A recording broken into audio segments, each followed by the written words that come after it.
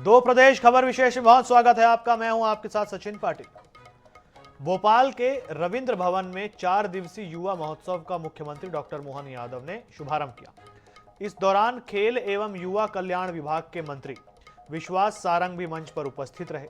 वहीं मुख्यमंत्री ने कार्यक्रम को संबोधित करते हुए कहा कि आज बदलते दौर में हार को जीत में बदलना किसी और के बस की बात नहीं है, केवल ये काम हमारे भारत के बस की बात है।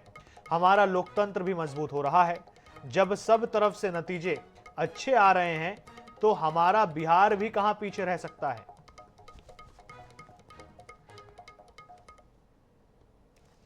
माननीय मुख्यमंत्री मोहन यादव जी के मुख्य आतिथ्य में राज्य स्तरीय युवा उत्सव का उद्घाटन किया गया, उसकी शुरुआत की गई।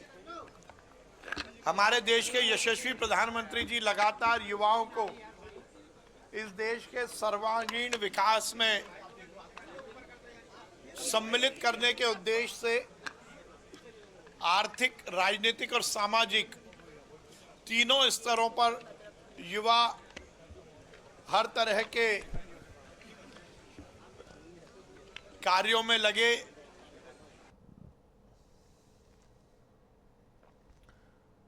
छत्तीसगढ़ के गरियाबंद जिले से एक ऐसी खबर आई है जिसने पूरे क्षेत्र को हिलाकर रख दिया।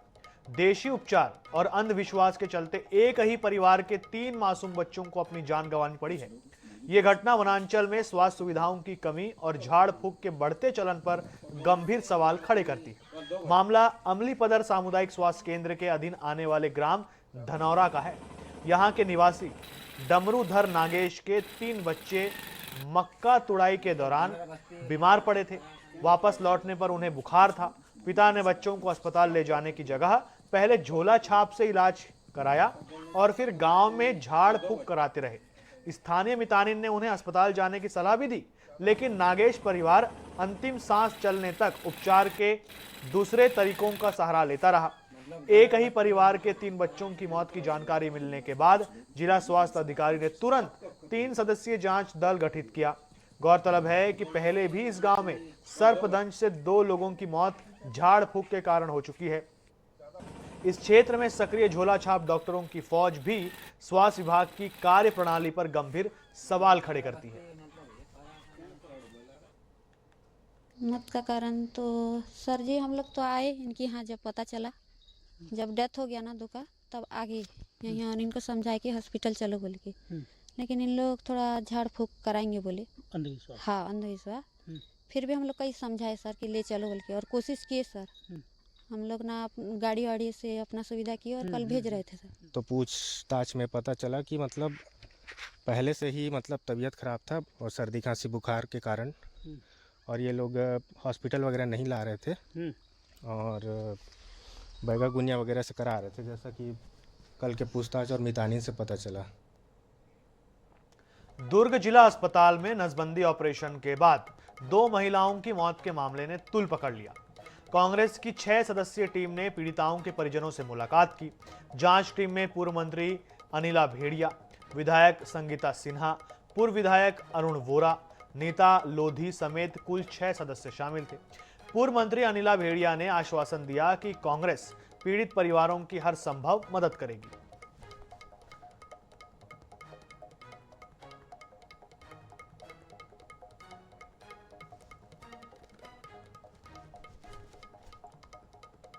उज्जैन में विश्व प्रसिद्ध बाबा महाकाल की मार्गशीर्ष माह की अंतिम और कार्तिक मार्गशीर्ष माह की चौथी और राजसी सवारी शाम 4 बजे निकाली गई। महाकालेश्वर मंदिर से आरंभ हुई इस सवारी में भगवान श्री मन महेश जी रजत पालकी में विराजित होकर अपनी प्रजा का हाल जानने निकले। सवारी प्रस्थान से पहले भगवान की विधि विधान से पूजा अर्चना हुई। फिर पुलिस के जवानों ने भगवान को गार्ड ऑफ ऑनर दिया। बता दें कि महाकाल रोड से हर सिद्धि पाल होते हुए सवारी रामघाट पहुंची, जहां भगवान श्री मन महेश जी का पूजन अर्चन और महाआरती संपन्न हुई।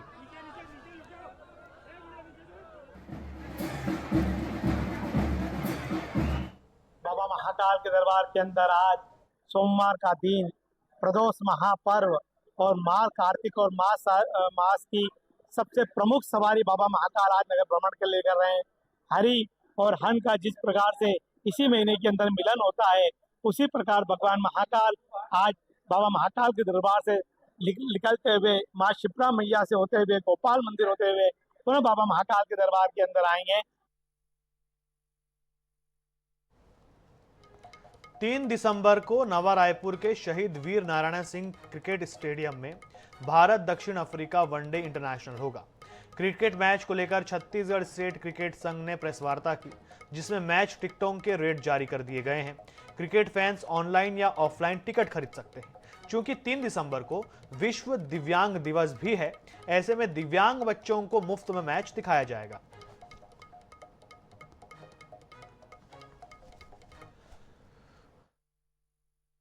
तीन दिसंबर को राजधानी रायपुर में भारत वर्सेस दक्षिण अफ्रीका का मैच खेला जाना है और टिकट 22 नवंबर को इसकी बिक्री शुरू हो जाएगी। विजय शाह जी हमारे साथ, छत्तीसगढ़ स्टेट क्रिकेट संघ के डायरेक्टर ने। सर, किस तरीके की इस बार व्यवस्थाएं की है?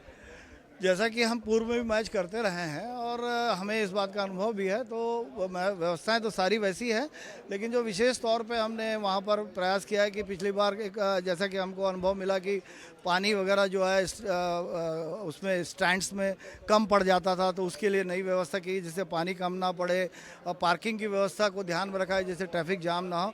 इसी प्रकार की सब व्यवस्था स्टूडेंट्स के लिए हमने 800 रुपये की टिकट रखी है। पिछली बार से इस बार कम हुआ स्टूडेंट्स का रेट, और बाकियों के क्या दाम रहेंगे और क्या व्यवस्था? बाकी भी पिछले मैच से ये इस बार कम टिकट प्राइस कम है और प्रीमियम का जो जैसा रहता है वैसी ही है। 22 नवंबर से टिकट मिलना शुरू हो जाएगी। स्टूडेंट्स के लिए 800 रुपये की टिकट है। इसके अलावा बाकी लोगों के 1500, 2000, 2500, 3500 की टिकट रखी गई। इसके अलावा गोल्ड, सिल्वर और कॉर्पोरेट बॉक्स में भी जो टिकट के इंतजाम है वो किए गए। और इस बार टिकटिंग पार्टनर में जो है वो कहीं ना कहीं बड़ा बदलाव किया गया है। कुल मिलाकर के इस बार करीब 65,000 से ज़्यादा जो क्षमता है वो स्टेडियम की है। तो ऐसे में स्टेडियम खचाखच भरा हुआ दिखाई दे सकता है। India versus south Africa 50 over का जो मैच है वो रखा गया है और यहाँ पर आज प्रेस कॉन्फ्रेंस करके इसकी पूरी तमाम जो जानकारी है वो यहाँ पर दी गई है। और किस तरीके के उत्साह रहने वाला है, सुरक्षा के क्या इंतजाम यहाँ पर रहने वाले, उसके लिए हमारे साथ छत्तीसगढ़ स्टेट क्रिकेट संघ के डायरेक्टर बलदेव सिंह भाटिया जी भी, उनसे बातचीत करेंगे। सर, इस बार बड़ा बदलाव है, इस बार विशेषकर आप लोग दिव्यांग बच्चों को निःशुल्क मैच दिखाने वाले। जी।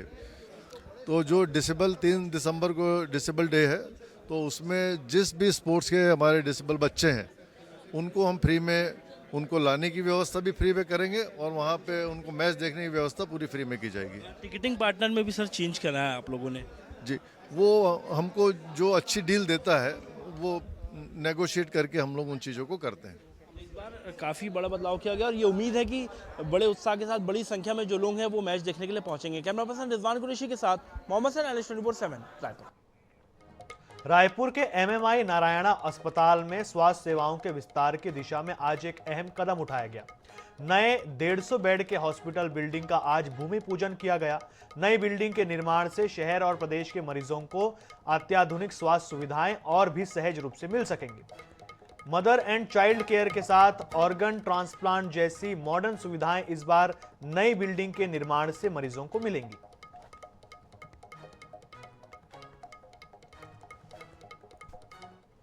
राजधानी रायपुर के सुप्रसिद्ध एमएमआई नारायणा अस्पताल में जहां एक और सिर्फ राजधानी वासियों के साथ साथ अलग अलग राज्यों से लोग इलाज कराने के लिए पहुंचते, तो आज बेहद ही खास दिन है अस्पताल के लिए, क्योंकि 150 बेड के नए अस्पताल का आज भूमि पूजन जो है वो यहाँ पर कर दिया गया और मरीजों को अब और भी अत्यधिक सुविधाएं जो है वो इस अस्पताल के माध्यम से मिलेंगी। एमएमआई ट्रस्ट के चेयरमैन हमारे साथ हैं वीरेंद्र गोयल जी। सर, कितना ऐतिहासिक कदम है और कितना इससे मरीजों को फ़ायदा होगा? नहीं, इससे ये बहुत बड़ा ऐतिहासिक कदम है और पर्टिकुलरली एमएमआई जो ट्रस्ट है ये 1988 से कार्यरत है। उन्होंने इतना बड़ा हॉस्पिटल बनाया है एंड इसके पीछे में हमारे समाज के जो वरिष्ठ सदस्य हैं या इस संस्था के जो वरिष्ठ सदस्य हैं, जैसे कि सुरेश गोयल जी हैं, जगदीश अग्रवाल जी हैं, ईश्वर प्रसाद जी हैं, चतुर्भुज अग्रवाल जी हैं, रवि अग्रवाल जी हैं, इन सब लोगों की अथक मेहनत है। मेरे को तो ये जिम्मेदारी नई दी गई है और ये सौभाग्य की बात है कि इसी कार्यकाल में ये 150 बेड का हॉस्पिटल का निर्माण शुरू हो रहा है और हम ये पूरी कोशिश कर रहे हैं कि ये अल्ट्रा मॉडर्न हॉस्पिटल बने और यहाँ पे हर तरीके की फैसिलिटी आने वाले को मिले। हमारे पेशेंट जो बाहर जा पा रहे हैं उन पेशेंटों का यहीं पर इलाज हो सके। हालांकि 300 बेड का हॉस्पिटल ऑलरेडी चालू है हमारा, जिसको कि एनएच देखता है, ये 150 बेड का भी हॉस्पिटल एनएच ही देखेगा, लेकिन इसमें कुछ एक्स्ट्रा डिवीज़न और खोले जाएंगे, जैसे कि ऑर्गन ट्रांसप्लांट है, मदर एंड चाइल्ड केयर है, आइसोलेशन वार्ड हैं, इस टाइप की बहुत सारी सुविधाएं इसमें और मिलेंगी।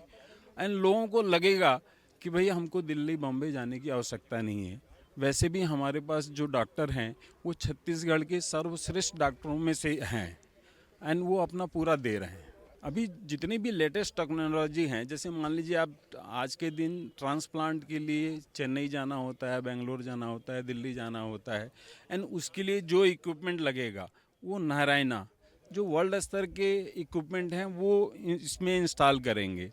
हमारा एमएमआई ट्रस्ट तो इस बिल्डिंग को कंप्लीट अल्ट्रा मॉडर्न बिल्डिंग बनाने के लिए प्रस्तुत है।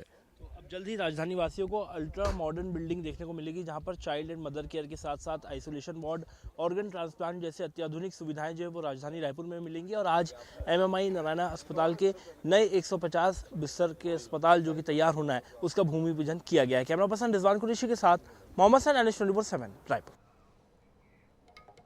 बिलासपुर के जिजीऊ में बीते दिनों तालाब में मिले छात्र अरसलान अंसारी की संदिग्ध मौत के मामले में एनएसयूआई के कार्यकर्ताओं ने यूनिवर्सिटी का घेराव किया। इस दौरान पुलिस और एनएसयूआई कार्यकर्ताओं के बीच धक्का मुक्की भी हुई।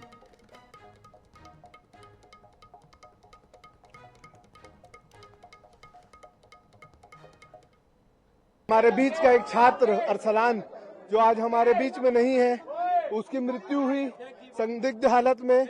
आज तक विश्वविद्यालय ने कोई भी स्पष्टीकरण नहीं दिया है उस पर। दो लोगों को छात्रों की आवाज उठाने के लिए उसका जुर्म यही था कि छात्रों के लिए आवाज उठा रहा है, उसको विश्वविद्यालय प्रशासन ने बाहर का रास्ता दिखा दिया। पुलिस की तरफ से अभी पोस्टमार्टम की रिपोर्ट तक नहीं आई है, लगभग 1 महीना होने को है। न विश्वविद्यालय प्रशासन के द्वारा किसी को भी उस पर एक्शन लिया गया है। हम चाहते हैं कि जल्द से जल्द उस पर एक्शन लिया जाए और उसको न्याय मिल सके। छात्र अंसारी के संदिग्ध मौत को लेकर और अनियमितताओं को लेकर के एनएसयूआई आज बड़ा प्रदर्शन करी है। आपको दिखाना चाहेंगे, इस वक्त मैं मौजूद हूँ गुरु घासीदास विश्वविद्यालय के जस्ट बाहर में। आप देख सकते हैं बड़ी संख्या में यहाँ पर एनएसयूआई और कांग्रेस के कार्यकर्ता पहुंचे हुए हैं, लगातार यहाँ पर प्रदर्शन कर रहे हैं, कुलपति के खिलाफ नारा लगा रहे हैं। और जो छात्र अंसारी है उसके जो संदिग्ध मौत हुई है उसको लेकर के ये लोग मांग कर रहे हैं कि 2 महीने बीत गए हैं, अब तक उसकी किसी प्रकार कोई जांच नहीं हुई है। संदिग्ध मौत को लेकर के कई बार पत्राचार किया गया। देख सकते हैं किस तरीके से यहाँ पर एनएसयूआई करता जो गुरु घासीदास विश्वविद्यालय के गेट के जस्ट बाहर में मौजूद है, गेट पर चढ़ने का प्रयास कर रहे हैं, गेट को तोड़ने का प्रयास कर रहे हैं। बड़ी संख्या में यहाँ पर पुलिस बल भी लगी हुई है। देख सकते हैं किस तरीके से जो थाना प्रभारी है वो एक एनएसयूआई के नेता को हटाने का प्रयास कर रहे हैं। लगातार यहाँ पर प्रयास किया जा रहा है एनएसयूआई कार्यकर्ताओं के द्वारा कि इसको हटाने के लिए। काफी ज्यादा झड़प भी हुआ है, देख सकते हैं किस तरीके से के कार्यकर्ता पुलिस और एनएसयूआई के कार्यकर्ता के द्वारा लगातार झड़प भी यहाँ पर सामने देखने को मिल रही है। गेट पर चढ़े हुए हैं यहाँ पर एनएसयूआई के कर्ता और पूरी तरीके से प्रयास कर रहे हैं कि यहाँ पर जो पुलिस प्रशासन ने हट जाए और कुलपति से मिलने देने की बात ये लोग मांग कर रहे हैं, ताकि जो छात्र अंसारी है उसकी मौत का सही तरीके से न्याय मिल सके, उसकी सही तरीके से जाँच हो। और लगातार इन लोग पुलिसिया कार्रवाई पर भी सवाल उठा रहे हैं। कैमरा पर्सन आशीष श्रीवास्तव के साथ पंकज बिट्टे, NH न्यूज़ बिलासपुर। ग्वालियर के जया रोग्य अस्पताल समूह परिसर में तंबाकू, गुटखा और सिगरेट के खिलाफ मुहिम रंग ला रही है। यहां एंट्री से पहले बीड़ी, सिगरेट, गुटखा और तंबाकू जैसी नशे की चीजें गेट पर रखे डस्टबिन में डालने होती हैं। बकायदा इसको लेकर माइक से लगातार अनाउंसमेंट भी होती रहती है। देखिए रिपोर्ट।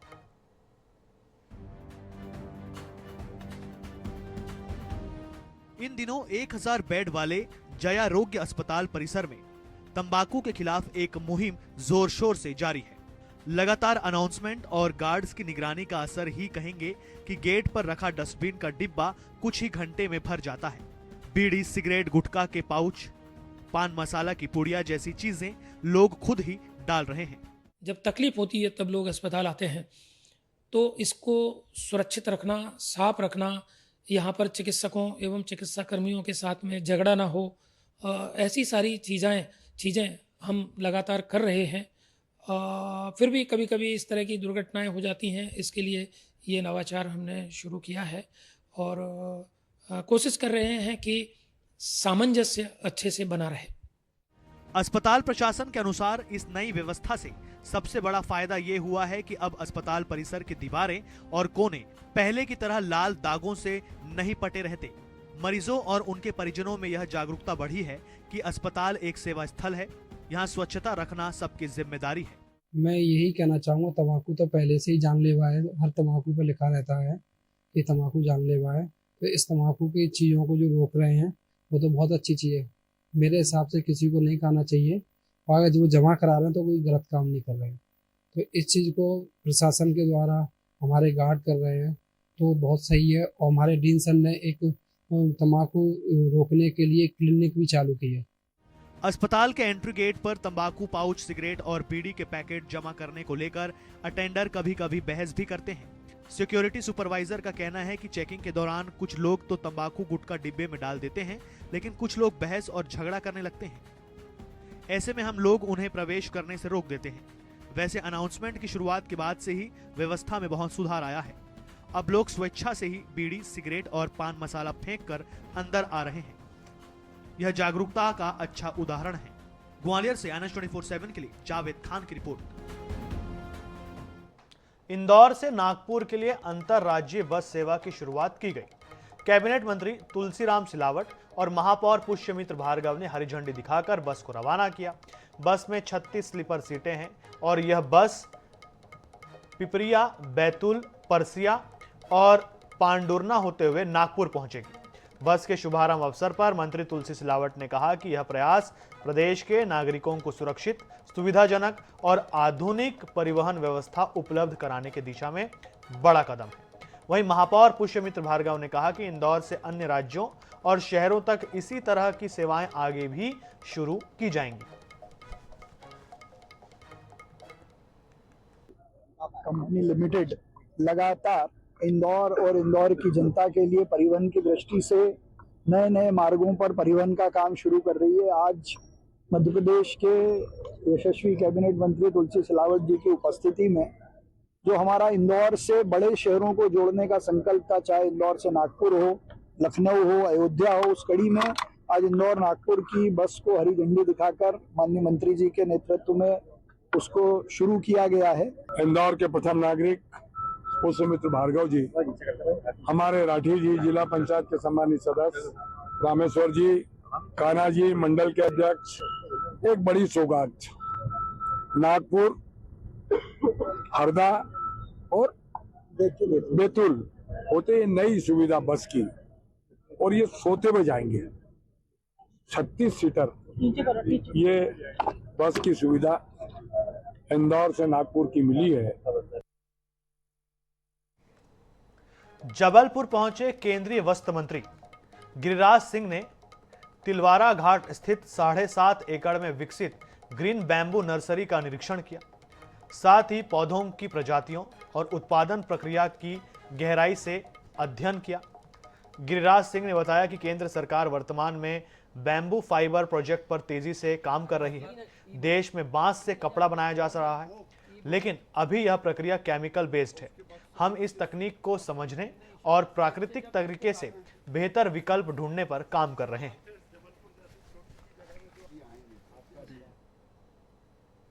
देश के अंदर एक मिथक था कि बैम्बू पानी को सक करता, लेकिन सुभाष भाटिया जी ने इस मिथक को तोड़ा कि बैम्बू जहां लगता है वहां का वाटर रिचार्ज होता है। तो ये पहला, और मैं अभी टेक्सटाइल में काम कर रहा हूं और मैं बैम्बू फाइबर पे काम कर रहा हूं। तो देश के अंदर कई लोग बैम्बू के होंगे, लेकिन मेरे नजर में बैम्बू के मास्टर, बैम्बू के ज्ञाता, जिनके पास 60-70 किस्म के बैम्बू हैं, और सर ऊपर उठाने पर भी दिखाई नहीं पड़ता कि कितने फीट के लंबाई है, और विड्थ तो समझ में आ जाता है। ये बैम्बू फाइबर नेचुरल मैकेनिकल होगा, और हम इस पे विभाग के द्वारा काम कर रहे हैं, उसी में मैं इनकी सहायता लेने आया हूं।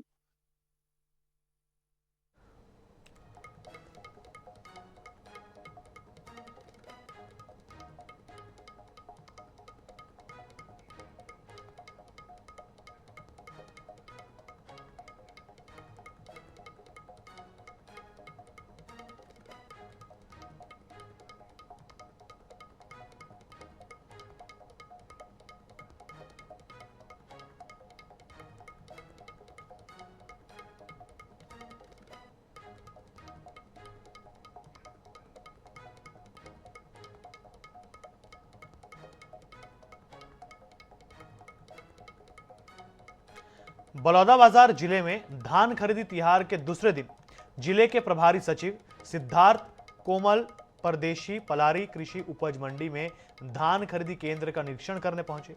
उन्होंने केंद्र में उपलब्ध बारदाना की स्थिति, नापतौल व्यवस्था के साथ कुल पंजीकृत किसानों के आंकड़ों की विस्तृत जानकारी ली। निरीक्षण के दौरान प्रभारी सचिव ने केंद्र में मौजूद किसानों से सीधे बात कर उनकी समस्याओं और सुझावों को सुना। सचिव ने संबंधित अधिकारियों को आवश्यक कदम उठाने के निर्देश दिए।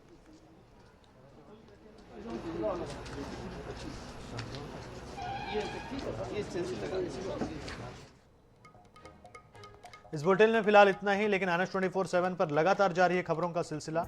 बने रहिए हमारे साथ। नमस्कार।